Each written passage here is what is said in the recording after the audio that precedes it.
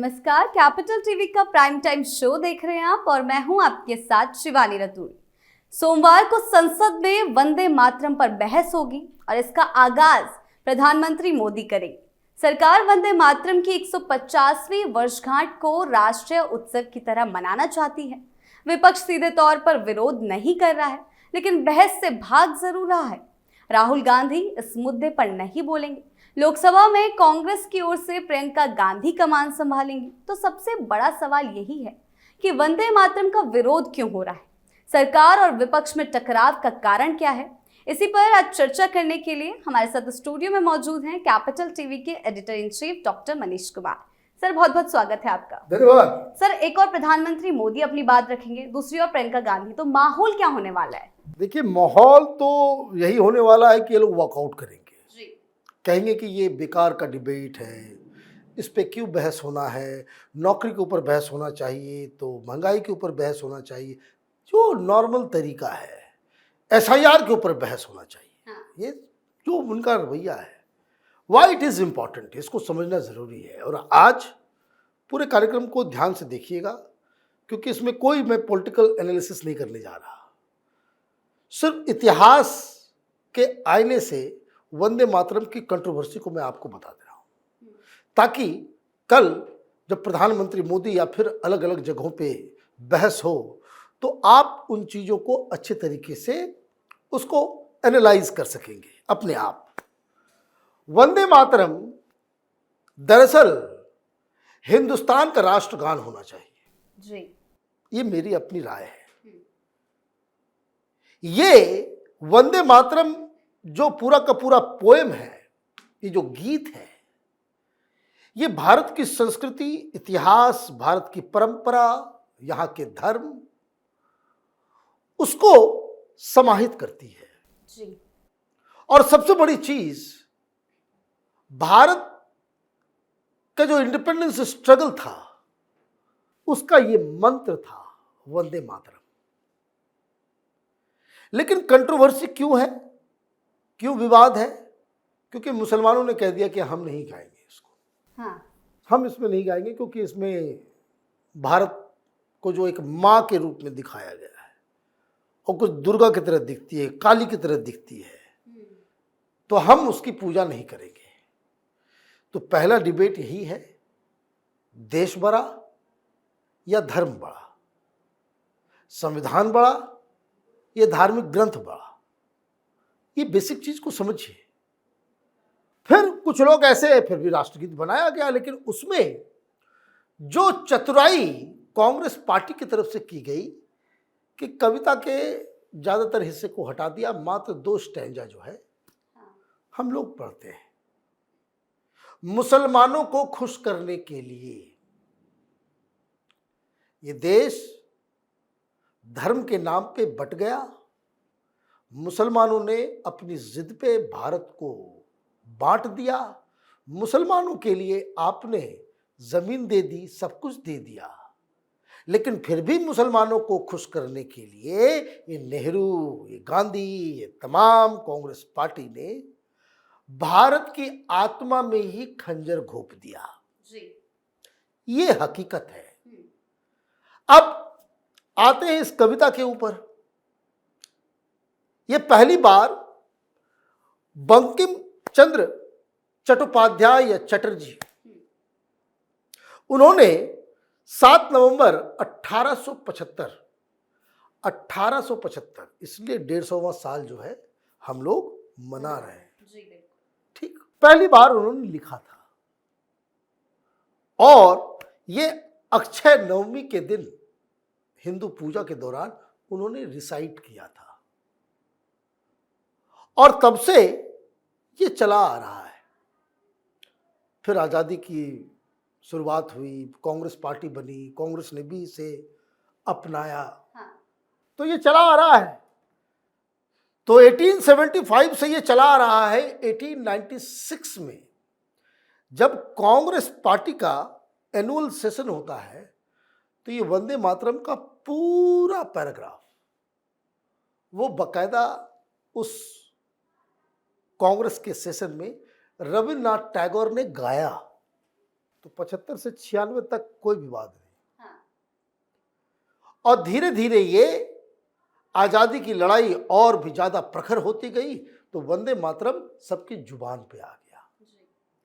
और उस तरीके से आ गया कि श्री अरबिंदो, है ना, उन्होंने कहा कि it is the Mantra of the new religion of patriotism, कि जो देशभक्ति है वो अलग किस्म का एक रिलीजन है, उसका ये एकमात्र मंत्र जो है वो क्या है, वो है वंदे मातरम। अच्छा, जनगण मन के बारे में भी आप समझ लीजिए।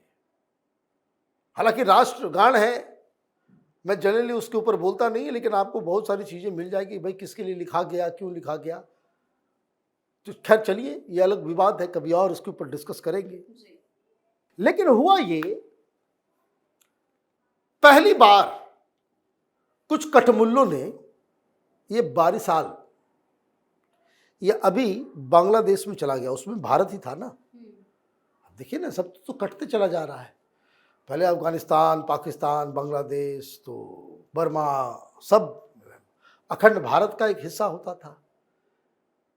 ये सब यही जो आज मुर्शिदाबाद में हो रहा है, जो सेकुलरिज्म के नाम पे हो रहा है, इसी तरह का माहौल बनते बनते देश कटता चला गया। 30% से ज़्यादा जो है भारत की जो जमीन जो है वो कट गई। तो नवंबर 2006 में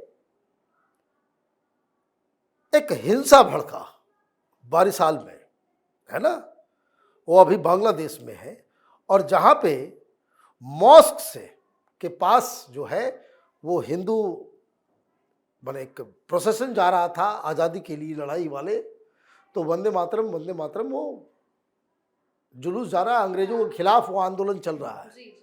तो वंदे मातरम करते हुए जा रहे थे, तो मस्जिद के पास मुसलमानों ने घेरा, पिटाई की, जैसे अभी कैसे पत्थर उत्थर मार देते हैं।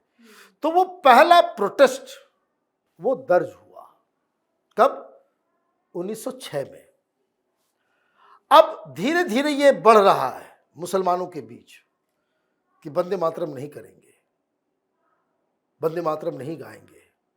फिर 2008 में, ठीक इसके 2 साल के बाद, ये दिसंबर 10, 2008 में अमृतसर के अंदर ऑल इंडिया मुस्लिम लीग, जो पार्टी मुस्लिम लीग थी, उसका एनुअल सेशन हो रहा था, और उसमें जो लीडर थे सैयद अली इमाम, उसने ये कहा कि मुसलमान इसको नहीं गाएंगे।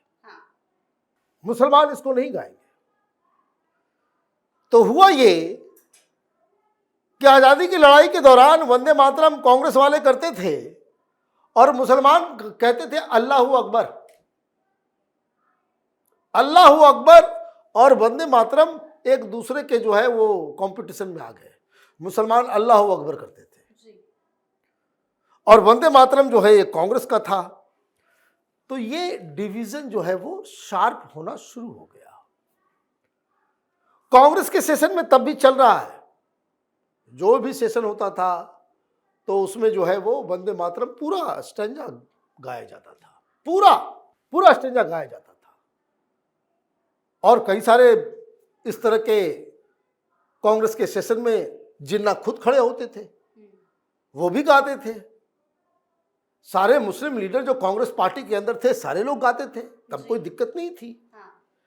लेकिन 1937 में मुस्लिम लीग ने एक रेजोल्यूशन पास किया, ये लखनऊ में, ये 25th सेशन इन लखनऊ, कि वंदे मातरम जो है वो एंटी इस्लामिक है, और इसमें आइडियल वर्शिप है, बुत परस्ती है, और ये जो है नेशनलिज्म को सिग्निफाई नहीं करता। ये मुस्लिम लीग ने, अब ये रेजोल्यूशन पास हुआ मुस्लिम लीग में, और ठीक कुछ दिनों के बाद Congress working committee under Jawaharlal Nehru, उन्होंने कलकत्ता के अंदर अक्टूबर 26, 1937, मानी ये घटना घटी लखनऊ में, और उसके कुछ दिनों के बाद कलकत्ता में जो अधिवेशन हुआ कांग्रेस वर्किंग कमेटी का, उसमें एक रेजोल्यूशन पास किया गया, कहा गया कि भाई देखिए मुसलमानों को ये दिक्कत है तो इसका बाकी का स्टेंजा 2 को छोड़ के हम डिलीट मारते हैं। जी हाँ। मतलब आप समझे, प्रेशर में आप आ गए। क्या ये कहा गया भाई मुसलमान नाराज हो जा रहे हैं, हम लोगों को एक साथ रहना है, एक देश एक ये। अरे बाबा, जब ये लॉजिक था तो 1947 में पूरा का पूरा लगाते। आप तो मुस्लिम लीग को खुश करने के लिए आपने स्टेंजा काट दिया। क्या आपने उनसे कहा कि तुम अल्लाहू अकबर नहीं बोलोगे? दिमाग में मती मारी गई थी इन लोगों की। देश का बंटवारा भी करवाया और सारी लानत अपने चेहरे पे लगवा ली। मैंने मूर्खों की बारात थी क्या? अगर मुस्लिम लीग ने ये पास कर दिया, ठीक है, पास कर दिया, चलिए ये भी ठीक है कि मुसलमान लोग नाराज हो रहे हैं, तो कांग्रेस ने कहा कि नहीं भाई हमको भी हटा देना चाहिए। हाँ। यहां तक तो ठीक है, लेकिन इसकी दलील तो यही है ना कि भाई मुसलमान को खुश रखना है। आप उसको तो खुश नहीं रख सके। वो जिन्ना तो देश का बंटवारा करके चला गया, तब दिमाग में कौन सा जानवर काट लिया था जो आपने जो है आजादी के बाद 2 ही स्टेंजा रखा। उनका तो पर्पस फुलफिल हो गया। तुम लोगों ने प्रधानमंत्री बनने के चक्कर में, किसी को मंत्री बनना था, किसी को कुछ करना था, तुम लोगों ने भारत मां के शरीर को जो है खंड खंड विखंड कर दिया। अब भाषण दे रहे हो।